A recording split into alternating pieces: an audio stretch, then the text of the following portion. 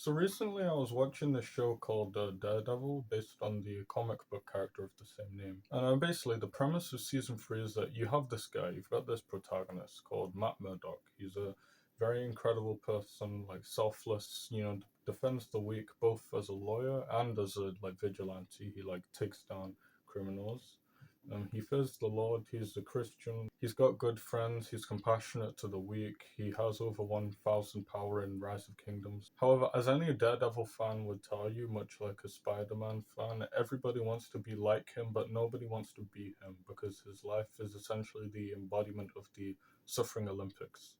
And essentially, by the beginning of season 3, this man has had a building fall on him, and his girlfriend was killed, and she was killed twice. It was crazy, and this understandably shakes his Catholicism a little, and he suffers from a spiritual crisis, which is quite persistent throughout all of season 3. And in general, his moral and philosophical values are really shaken, and most vitally, his no-kill rule, which he's grappled with before in the show, but it's never been rocked to his core this badly until season 3 finale, I guess. Like any old Discord mod, he's essentially chilling in his basement with his mother, and basically he's like in the church, sulking all day.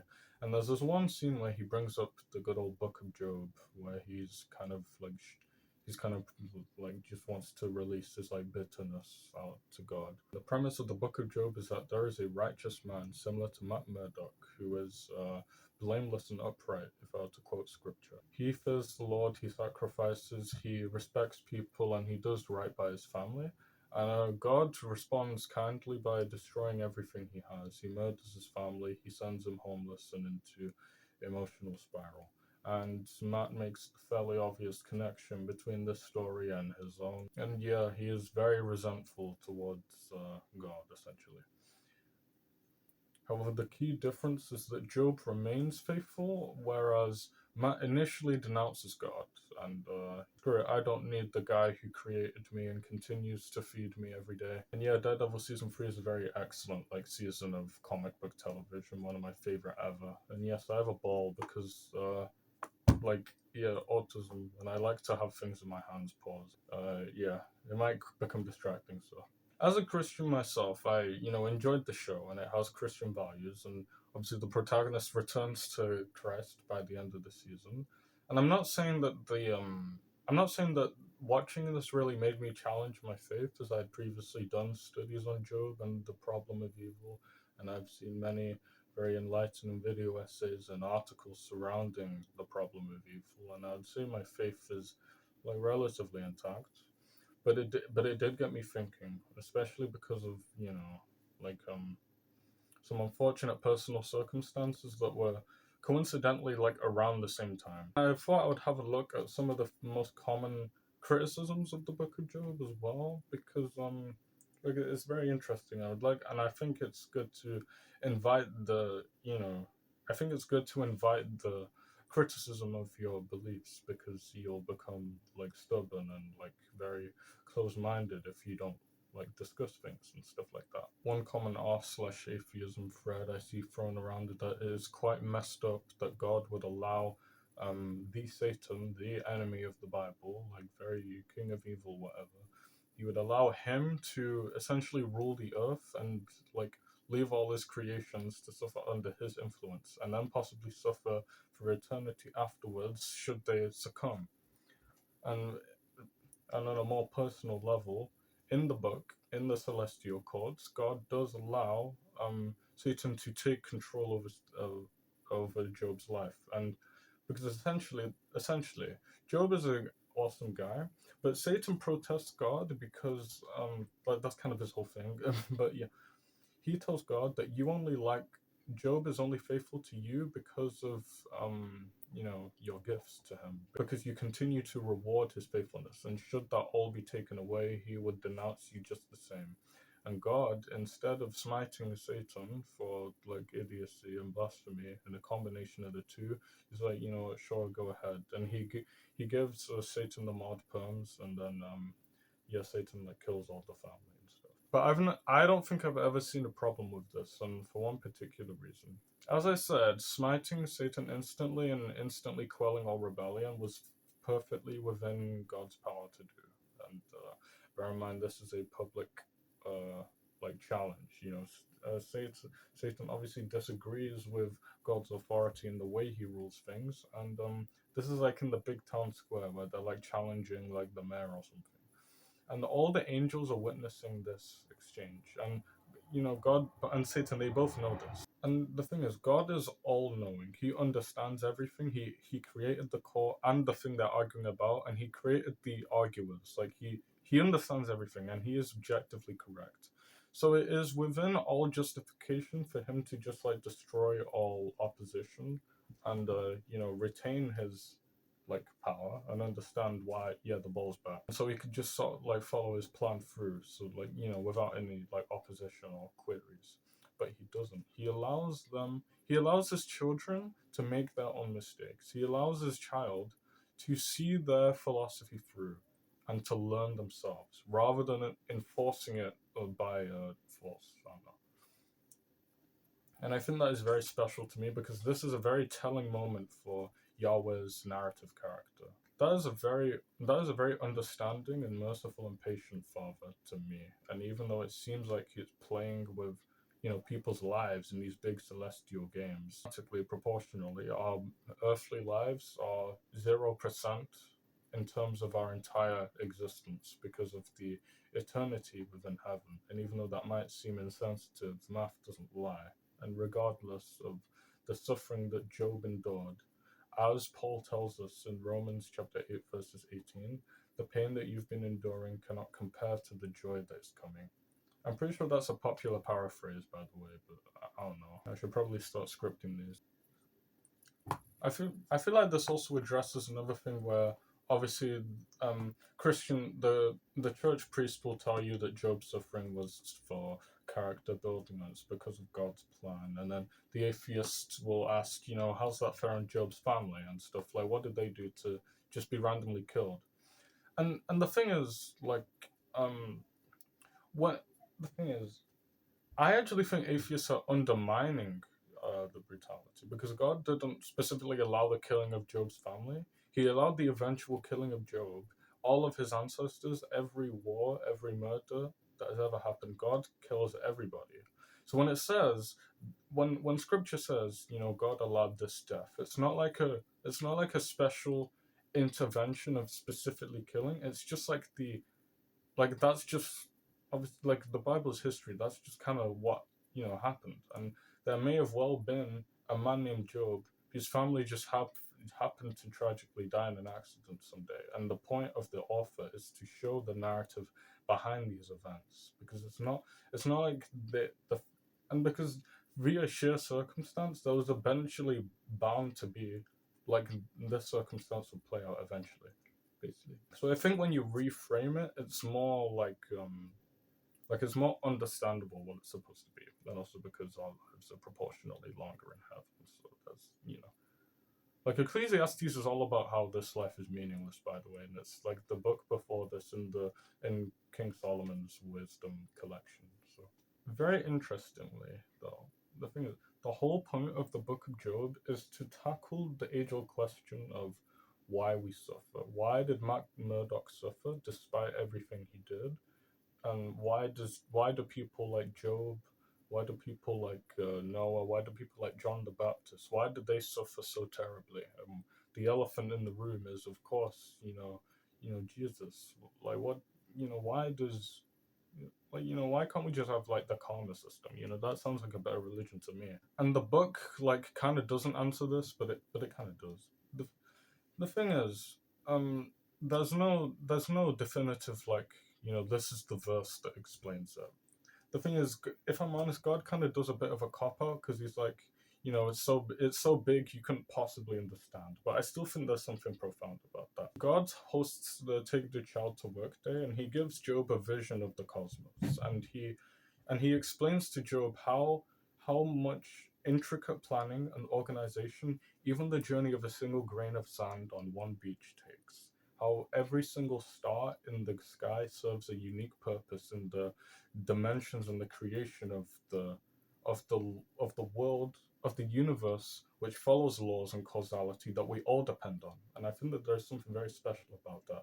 Not only because it predates modern philosophical and scientific ideas along this line, but it also shows that firstly, these are philosophical questions we can never have the full capability to understand, making this video slightly pointless, but also because it kind of leads into another argument about the problem of suffering, which I want to get to later, actually. And the message isn't that I don't think the message is that understanding suffering will make it easier, or understanding suffering will allow us to get through it. It's the point. I think the point of the Book of Job is that it we should continue to be righteous in spite of the suffering, because it's inevitable and it's necessary, and these are very important. And because what's important about the Book of Job is that Satan was right. If we lived in a complete absolute meritocracy, where the righteous were unilaterally definitively rewarded and the wicked were like completely like punished for what they did all the time, then could righteousness even exist? If you got 10 V-Bucks every time you helped an old lady across the street, would you help the lady because she needs help, or would you help it for the V-Bucks? And the thick Pomni skin just dropped, so I know you're doing it for the V-Bucks. Yeah, that's basically the argument. I think it's very simple. I think the absence of complete meritocracy, the absence of a I forgot the term, like an external reward for doing good, that is what allows good to shine. The strongest man is the one who will aid without any reward. There's no, and I think that that debunks another common atheist thing, is when it's like when atheists say you can just be a good person, and Christians only do good to help for a reward.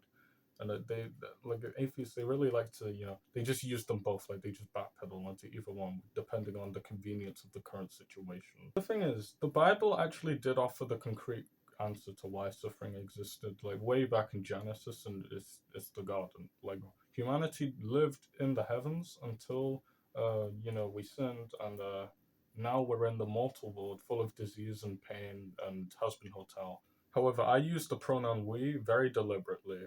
Firstly, because I was given by my black shirt, I'm currently wearing a symbiote. But secondly, because we are all Eve. And I actually wrote a sermon about this on Discord, which I posted on YouTube earlier when I did a study about the Garden of Eden.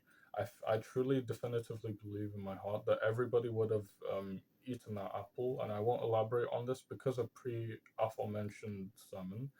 But yes, humanity made the choice to suffer because of the instant gratification of disobedience and indulging in pleasure, rather than the truly fulfilling and beautiful life in the garden.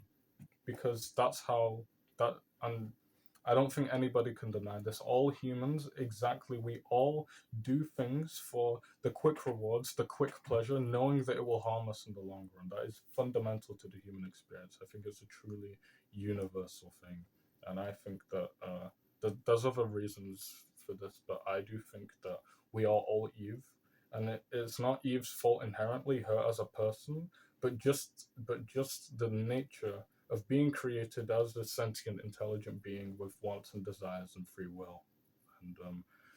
And yeah, another thing about free will is that without suffering, free will doesn't exist, because free will is built on consequences, our knowledge of consequences, and our understanding of the world. Because how does true, genuine love exist without pain? How can you be compassionate without homeless people out there? Or how can you practice self-sacrifice when there's, nothing to sacrifice? I think these are very simple things.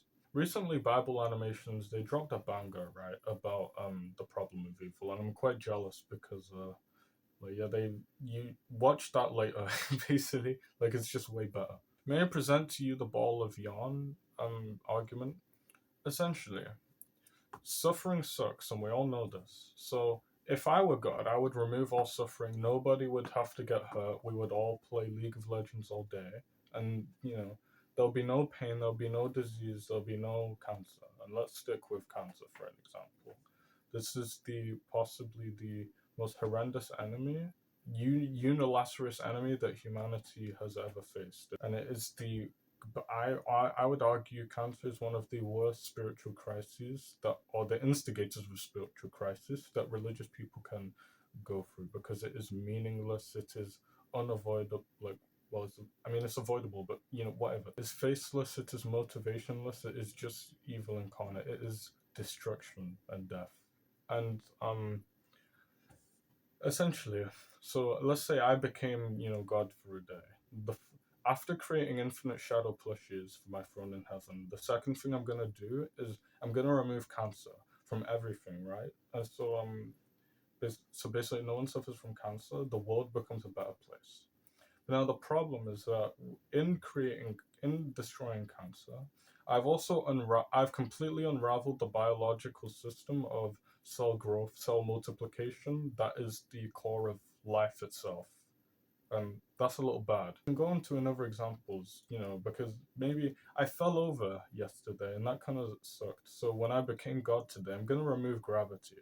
But then when you remove gravity, people can't walk normally and the planet kind of implodes on itself, which is a bit of an oopsie poopsie on my part. People lose, people tragically lose their lives to knife crimes. So I'm gonna eliminate all the knives from the server, but then people can't chop their vegetables anymore, people can't create, people can't like cut the wood and things.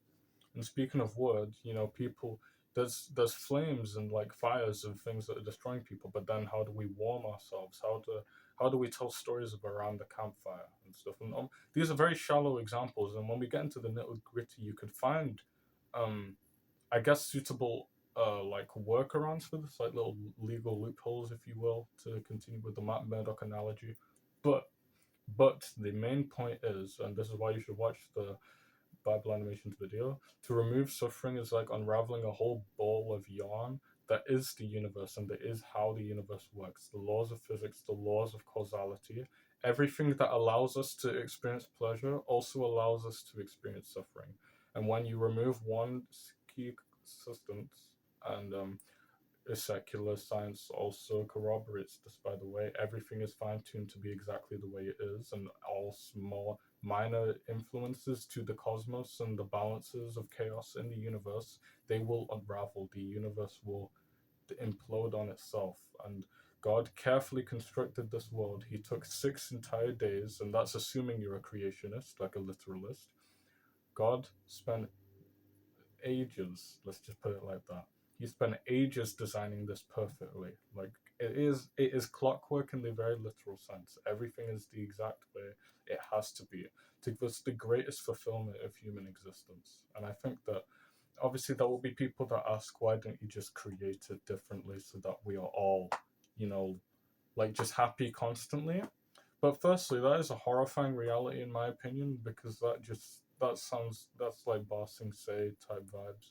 But secondly, if I were to put it on a graph, this is like neutrality of happiness, I guess. And then if you're just born like this and you just instantly go up here, so you're happy for eternity. That's wonderful. So you were born neutral and you raised up here, and now you're going like that. Okay, so that's great.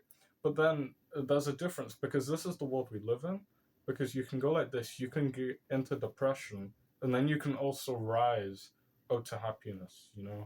Like um. So again, I think these are very simple concepts. I'm not a smart person, because to go from here is like, it's a greater good for evil to be defeated, for darkness to be shown, to be lit up. It is a greater good to rise from nothing and to ascend up into something. And I think God is so beautiful that He would allow us to suffer so that we could feel the greatest, happiness ever.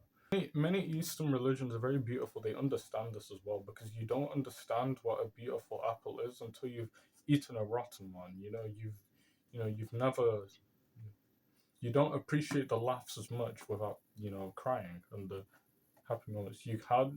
You compare a bad day to how comparatively happy the other days were. And vice versa with beautiful day. From what you've been getting in this video, basically I've been saying suffering is fundamental to everything. You can't change it, you can't avoid it, you can't criticize it. It's just how it is, and you just need to accept it. And well, that's a bit gloomy even for me. I think that that's a hard truth to embrace, that there's no actual escape to suffering, that the world is somehow not meant to be like this. And to be honest, in some sense of the word, that is right. The Bible admits that this is an actively broken world and it wasn't supposed to be like this, but because of our own free will and choices, and because of the pleasures that we so see, the world is like this. But yeah, I think that is very depressing to know that bad days are on the way. Illness will strike you inevitably, and and the thing is, there's no getting around this. But people's lives, suck sometimes, and there's a genuine hopelessness sometimes. And sometimes, and the thing is, what's awful is that people are born with all kinds of afflictions, on like difficulties and weaknesses. There's not even a unity in our pain. We don't. There's things that we can't understand about each other, and then that leads to even more suffering. Even mundanity, even the lack neutrality, the lack of pain can cause suffering. So there's just overwhelming suffering, and it just feels like the majority of our lives are consumed by the darkness and the fear, and it's like what we're made for. But any hope of brightness is just a distant dream. This is one of the key factors behind atheism. It's wishful thinking. It's blind optimism. The idea that there is better days down the line, because that's just not how it works. And the thing is, both Christians and atheists can agree that our human existence and the entirety of the universe itself is a cosmic miracle. But the flip side to a miracle is that it can be a disaster. It's a fluke. It's an accident. Because like, yeah, the universe has given us infinite blessings, but like, our lives suck, man. There's people who can't eat properly. There's people who live in war zones, and it's like, the universe defied astronomically insane mathematical odds to bring me into this world just to suffer and die. Like, that is next levels of fluke. That is just, the stars aligned just to make you have a bad day, and I think that there's something very horrible about that. Like, fun, like, and this has led to many dark times. I think there's an over statistics say there's an overwhelming presence of depression in the world. I think the development of social media, which destroys our self-image, the developments of weapons leading to more mass destruction, you know the worsening economic climate in most countries nowadays, the current environmental crisis, which is existentially threatening us for the first time in a collective human history. And I think if I were to return to social media again, we are now more connected with the world than ever, which means we can see atrocities happening on the outside of the world. We can see the global effect because we feel it, because it is our life, and we read about it on the news. And despite the media attempting to dissuade us and trick us and deceive us, then we know what is happening, and the thing is, we are now more interconnected than ever. We may have family that live in awful areas that we just have no hope of being able to reach because of actual like dystopian like stuff. The thing is, when I'm with my friends, because friendships are very special. Obviously, it's a lot of smiles. It's because we're grateful for each other's presence. But I have multiple friends that I feel are battling depression right now, and I I don't know if I'm unlucky or lucky, but I've been uh I've been alive enough I've been alive enough to witness two like suicide attempts basically. One of them was one of them was uh in person, and one of them was online. So the authenticity is in suspect, but I genuinely believe they were gonna go for it, and they were very depressed. With I don't want to elaborate too much, but in the first one, there was a girl that was cutting herself, and I sat down and we had a talk, and then she went to go see a nurse. And with the second one, this was recent. I was like a Muslim boy, and he he was typing in this like Discord like server I was in, and we weren't really like close before this, but then he was talking about how he was gonna do it, and he was gonna like cut himself, and then I was like, you, and then I instigated a conversation, and we talked for like hours, and to this day we are still friends, and he's a wonderful person, but he lives in an active war zone right now, and like things are tough. The darkness is overwhelming. Like it break it, like it really breaks my heart, and you can even get like emotional turmoil from seeing your own privilege in the in the exchange of other people who you feel like deserve your own life in comparison to you, because like I certainly feel that sometimes when I'm speaking to these people and the things that they've been through and stuff, and it's like, and I look at my own like relatively pleasant life, and it's like, I got this, and then they didn't deserve this, and it's like the universe, the world is like chaotic. Everything just happens. Nothing makes sense. Like things get people get things that they don't deserve, and others people deserve things that they don't get, and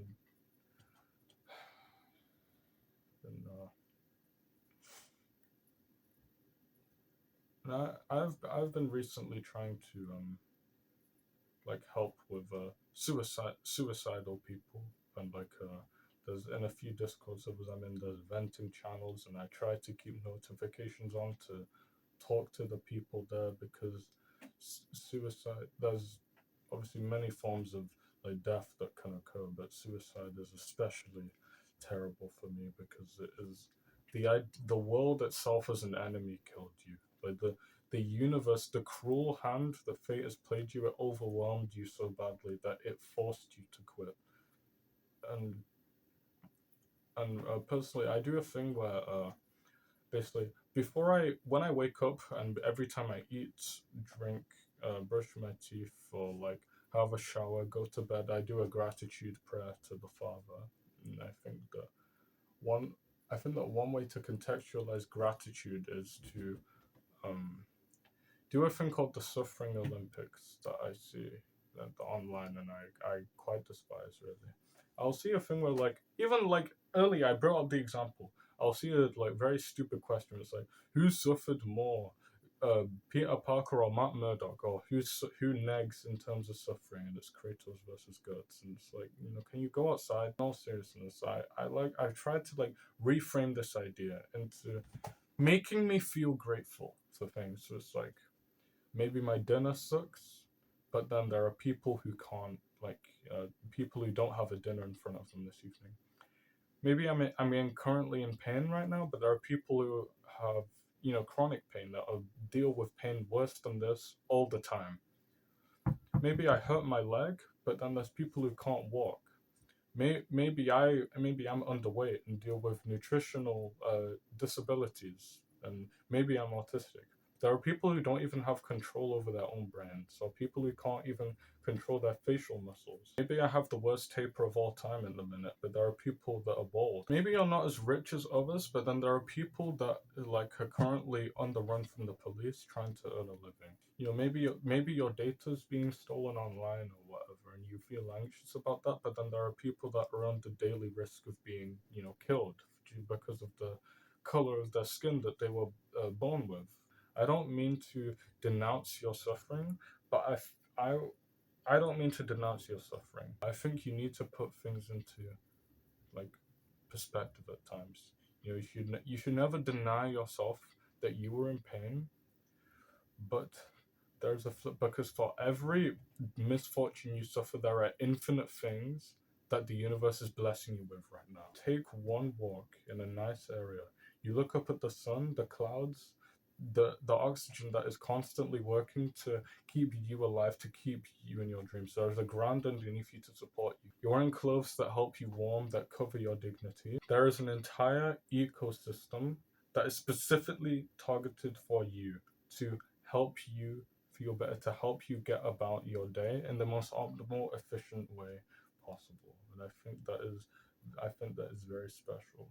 And so suffering is not a thing Suffering is not isolation. It is not a constant of the universe, where the universe is as it is, and then there's a layering of suffering on top of us, which constantly lays us down. It's not like that. Suffering weighs us down, yes, but there's also an equally powerful force lifting us up. There's also something that is resisting. We are fighting back, because every day that every day that someone gets rejected, there's another person that successfully proposes. Every single day that somebody is diagnosed with cancer, another person puts it into remission. Someone wins. I think that I think that the beauty of this world is that we have good and bad in nearly equal measure. And even if you wanted to contest me about that, there's no mathematical way to measure that. This is Christianity specifically. But whenever you feel like down about suffering, and you feel like God, he created this world, he gave you harsh commands, and he left you down there to rot in pain. And if you somehow succumb to this pain and do everything you can to pleasure yourself right now, he will send you to eternal suffering. And so that's unfair, and he's ungrateful, father. And it's just like Job, and Job was wrong to continue loving God after everything he did.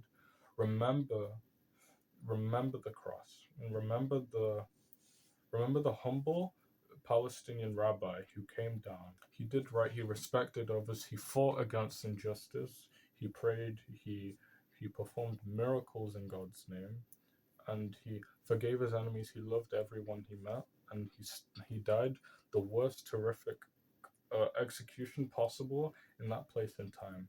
Something that is special to Christianity about it compared to any other religion in the world is that our God is the only God who has scars. Because whenever we suffer in pain, Jesus Christ is there right with us, because God loves the world in this way, that he sent his only son, and that whoever would believe in him will not perish but have eternal life. And so every time you struggle to breathe, you think of Jesus that was, also his organs were failing on for like days straight on the cross. The crucifixion serves infinite purposes and many narrative and philosophical genius. It is the Gospels are the greatest story ever written. But a single one of these purposes is to show that we are not alone when we suffer. God is here with us. He is just as displeased and heartbroken and destroyed, emotionally destroyed, at the state of the world, and when he sees his children suffering in pain, crying out for salvation. But he won't undo it, because he loves us too much to take away our agency and the laws of causality that we depend on. But there is a promise. And this is the final step to overcoming suffering. Arguably, the main point of Jesus' entire sermons and message is that this is not the end. You will suffer now, for now, and you may die and suffer terrible pain. But this is not it. Like, this is not all there is. Because there is a kingdom far, far away, beyond anything we could possibly imagine. And Jesus himself is preparing your spot in this kingdom right now. This is the land of milk and honey, where everything flows perfectly. There's enough beautiful, luscious bread to drink and gorgeous wine to drink all day, where you can be a union with Christ and all your family, and where death will not have any power over you, sin will not have any power over you, and that the kingdom of heaven is coming soon, and it is on its way. And I do not care for any atheists who tell me it's a fairy tale or that it's not real, and it's just the natural human instinct to want to seek something after death, which is the ultimate common enemy amongst all civilizations, regardless of location or time period. And I don't care for anyone who tells me to just submit and just accept that life sucks, and that I need to grow up, because fundamentally that is just the coward's way out. Actually, that is the resignation, that is fear. A bit Pascal's wager, but it's just like, would you rather trust in life or not? Why are you being an edgelord? That's my job. But like I said, I think it is fundamentally a fear response, because the idea that there is something better out there, the idea that there is something greater that we can't understand, that is scary within itself. But the true fear is the idea that we had something we could do about this, but we can't, because None of us can ever get to the kingdom of heaven on our own because we don't deserve it, and we can't get there. And the idea that the knowledge that paradise is out there, the idea that death can be defeated, but we can't do it, that is a more scary, terrifying reality than the idea that it never existed in the first place. Because if it never existed in the first place, nothing we did actually mattered, and that we could. Yeah, it's resignation. It's fine because we can sit back and relax because we never had a chance, so why not?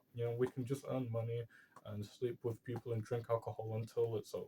But the idea that there's a greater calling, that we have a purpose, that the status quo can be disrupted, and that you know we have a higher calling to do, that is infinitely more terrifying. And psychology tells us fear dictates all of our choices. And the Psalms, even though I know that it means something in Hebrew, like the Bible does tell us, to fear the Lord, not the world. Fear the one who can destroy both soul and body, but not don't fear the one that can only destroy body. Yes, it's not actually fear in Hebrew. It's more like reverence and awe, and like the gazing in the majesty of something glorious. But I think fear is the most important word here. And as Pandora taught us, the opposite of fear is hope, because hope is why we are here. It's what makes us strong, and it is what we fight with when all hope is lost. Because, like I said earlier, you can choose to just resign into being like eternally dead. There's nothing left after this, or you can just you cannot be a virgin. Take a moment to trust that paradise is coming. Like, this is a very childish, fundamental, optimistic truth to the universe that adulthood will beat us over the head with, and we won't. We'll just resign because religion is just this fairy tale that we were brought up with, and it's not real, and there's no reason to believe in it. But as children, the thing is, Jesus said we need to be like children, because children, they're the wisest, because they understand that we are utterly useless and we can depend on. Because the nature of being children is that we are forced to depend on things like this. Because we depend on our parents, we depend on the world, we depend on everything. And so children are the more spiritual, people, because they understand fully, they understand intimately the dependency and the submission to higher power. So they trust in God. And this is the same with ancient peoples, because when your life is literally in danger every day, life expectancy is like 2 years old, and you have to survive deadly battles with a mammal to just eat meals. When your life is on the line and you have no scientific technology, this is why you trust in God. Because as Matthew chapter 17 verse 20 teaches us, if you had but the faith of a mustard seed, you could say to this mountain, move from here to here, and it would be done. Nothing would be impossible.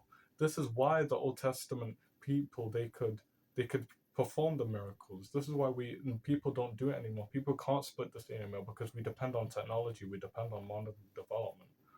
And it all ties back to choosing to hope rather than to fear. And the thing is, I fully trust in my heart that death is not the end. Dark Darkness is not the ultimate truth of the universe. Death is not the strongest power in reality. I'm willing to trust in that, regardless of how childish it seems, because of the simple truth that lightness is the thing and darkness is not a thing. Darkness is the absence of light. Cold is not a thing. Heat is a thing. Cold is the absence of heat, and so on. Evil, sin, is not a thing. It is the absence of good. And so when I follow this logic, and there are infinite examples of this throughout the entirety of the universe and cosmology. And as some of you know, I released the Supersonic and Super Shadow music video the other day to celebrate FA2's 25th birthday. And yeah, dude, like even there, dude, like the light shines even when the star is gone. Like, that is a simple, very profound truth, and like the Sonic 3 movie was crazy good. Death is not a thing. Death is the absence of life, and if we follow this, life is the inherent state of the universe. As Jesus declared himself as life. He is love. Everything. God is the embodiment of love and life as a concept, and I believe that a loving being would not create a universe where death is the ultimate. Because, like, no, that doesn't even make sense. God is above the universe, God is the power. Life and love, they are the things. They are infinitely more powerful than the suffering that we suffer now. So I plead you to endure, because we will all be reunited in the kingdom of heaven in a few decades, and you just have to trust in that. Like, please, I beg you, because I know there are so many people that are depressed right now. There are people right now that live in war zones that every day is a struggle, and there's the urge to end it all, to just escape, because there's nothing better than this, so we may as well. And the thing is, God isn't real; He's a fairy tale, and there's no reason to. And, like, but as we know from Superman versus the Elite, dreams save us. Dreams lift us up and transform us into something better. Trust and hope that death is not the end, that there is a light at the end of the tunnel, that goodness and love is the power. Because genuinely, why not? Like, honestly. The point of the book of Job is that God's plan is like a beautiful tapestry. And the tragedy of being human is that we can only see it from the back, with all the ragged threads and the muddied colours. And we only get a hint of the true beauty that would be revealed on the other side if, like, we could see the whole pattern like God does. I'm not going to pretend I came up with that. That's from Daredevil. This is how Matt Murdock became based. Because when fear dictates our actions, we fear the current circumstances of death and suffering and pain and cancer and, being evicted and losing our jobs and dying alone and, like, suffering pain and eventually dying. We fear agency, we fear consequence, we fear accountability for the idea that we could never reach the kingdom of heaven on our own. We fear that we're not strong enough to overcome the pain, and that we fear that it will only continue to haunt us and will never heal. So that we may as well kill ourselves, because we're just gonna continue losing for 80 years. We fear defeat. Then there's other people who choose to hope. We hope that this bad day was the last one in a while. We hope that we can see the other side. We can look back on these horrible experiences in 10 years and we can learn valuable lessons.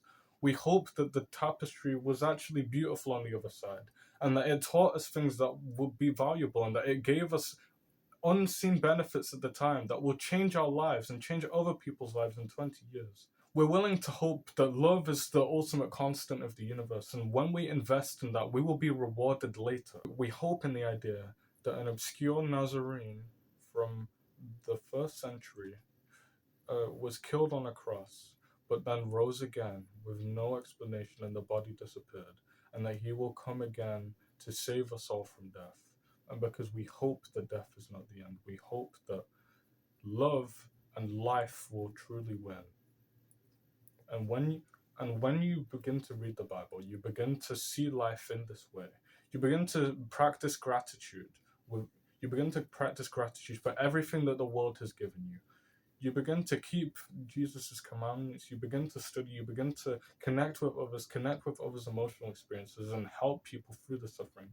When we stop running away from when we stop running away from our pain, we stop running away from our suffering, we confront it head on, and we say we won't let it beat us, for the Holy Spirit is with me. When we look at our wrist wounds and we decide, I'm stronger than this. When we look down over the edge of the building, but then we think that there's someone's life I could make better tomorrow, or that there is something better for me down the line, or there's something more I can add to this world, and that the universe fundamentally values me so much that it gave me a unique fingerprint. It gave me a unique biological code that is 1 in a billion that only I could have, and that I am so important, that I am a key part of the entirety of the cosmos. If you're willing to take a gamble in the kingdom of heaven, despite the lack of concrete proof, just the idea that one day you could be reunited with your loved ones, and that you could become unified with the embodiment of love and self. If you're willing to hope that God is good and that this suffering is not the end, then that's how you become the man without fear. And this concludes my lesson on how to become Daredevil. The actual fighting skills all come later in a series of videos about how to, patrol the New York streets. But I've been practicing with my ball. I know I claimed it was for, managing autism, whatever, but I was secretly training my hand-eye coordination. Like if you check this.